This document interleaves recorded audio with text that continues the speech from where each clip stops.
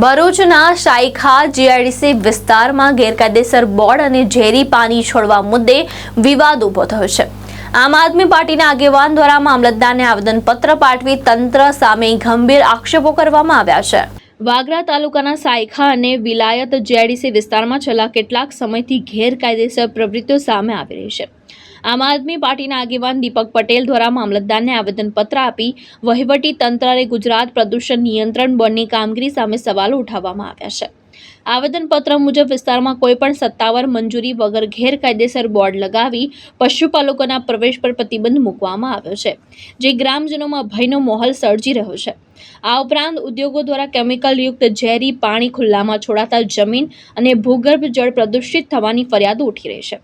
સ્થાનિકોના જણાવ્યા મુજબ વારંવાર રજૂઆત છતાં તંત્ર દ્વારા કોઈ ઠોસ કાર્યવાહી કરવામાં આવી નથી। દીપક પટેલે ચેતવણી આપી છે કે જો તાત્કાલિક ગેરકાયદેસર બોર્ડ દૂર કરવામાં નહીં આવે અને પ્રદૂષણ ફેલાવતા ઉદ્યોગો સામે પગલાં નહીં લેવાય તો આવનારા સમયમાં ઉગ્ર આંદોલન શરૂ કરવામાં આવશે। આજરોજ અમે શાઈખા જીઆઈડીસીની આજુબાજુમાં આવતા ગામના પશુપાલકો અને આમ આદમી પાર્ટીના કાર્યકર્તા સાથે મામલતદારશ્રીને એક આવેદન આપવા આવ્યા છે કે શાઈખા જીઆઈડીસીની આજુબાજુમાં એક જાહેરનામું આવવામાં આવ્યું છે। થોડા ઘણા દિવસ 3-4 દિવસથી જોતા એ જાહેરનામું કોને માર્યું એનો કોઈ ઉલ્લેખ નથી। મામલતદાર કલેક્ટર સાહેબના શ્રીના આદેશથી મારવું જોઈએ, પણ એવું કોઈનો આદેશ ત્યાં છે નહીં। ને જાહેરનામામાં એવું લખ્યું છે કે પશુપાલકોને કેમિકલ હોવાના લીધે અહીંયા પ્રતિબંધ છે, એટલે આવવું નહીં, અને જો કદાચ આવશે તો પશુપાલકોને જે પણ નુકસાન થશે એની બધી જવાબદારી પશુપાલકના માલિકની રહેશે।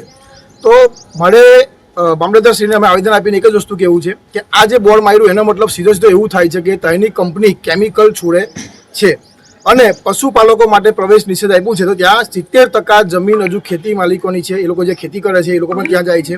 શું આવનારા સમયમાં એ માણસોને પણ અંદર જવાનું બંધ કરી દેશે?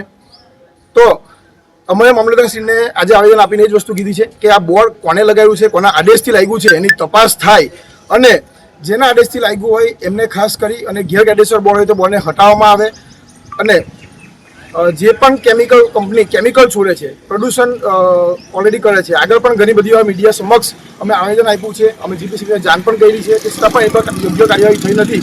તો એ કંપની પર કાર્યવાહી થાય, કેમિકલ છોડતી કંપનીઓને કેમિકલ બંધ કરવામાં આવે અને પશુપાલકોના રક્ષણ માટે યોગ્ય કાર્યવાહી થાય એવી અમારી માંગ છે। તાત્કાલિક ધોરણે આ બોર્ડ હટાવવામાં આવે અને કોના હુકમથી આ બોર્ડ વાગ્યા છે એની નોંધ લેવાય, એની તપાસ કરી અને એની પર યોગ્ય કાર્યવાહી થાય।